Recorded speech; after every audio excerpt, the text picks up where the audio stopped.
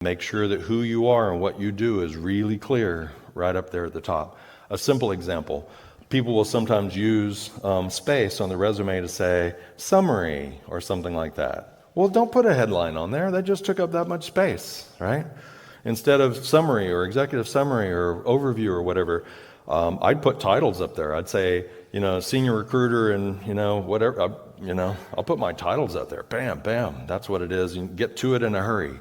If I can't tell by the end of the summary what you do and what kind of job, that if all jobs were available to me in the world, if by the time I get through your summary and start looking maybe at that first job that you got, if I can't already have a pretty good idea of the kind of role I'd put you in, it's over. Right. So very often what people will do on the resume is when they had a job of whatever the sort is, they'll list the task associated with the job. I'm a project manager. I kept schedules on schedule. I kept budget on budget. I kept whatever. You're kind of going, well, of course you did. You're a project manager. Tell me something that I don't know.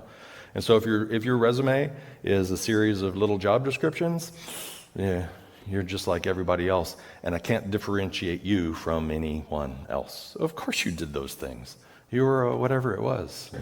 Not only am I a fan of, but what I'm going to tell you is based upon feedback from hiring managers and others on down the line to seeing resumes, right? And hearing what their feedback is, which is too few resumes and certainly too few summaries are outcome oriented. What was the size of what you did, right? Are we talking about $1 billion? Are we talking about $1 million? Are we talking about $1,000? Are we talking about 500 widgets? Or are we talking about 5? Like, as a result of all the things that you did, why did it matter? Why did it matter? What did you really achieve? What did you do? And, responsible for, I performed a task kind of things. It's like, okay, great. While you're responsible for it, why did anybody care? Why was life better? What was better? And so, to me, outcome oriented, because the hiring manager knows what the job is. And so they'll know what you did in some of these other jobs if it was related, right? They'll know what your tasks were.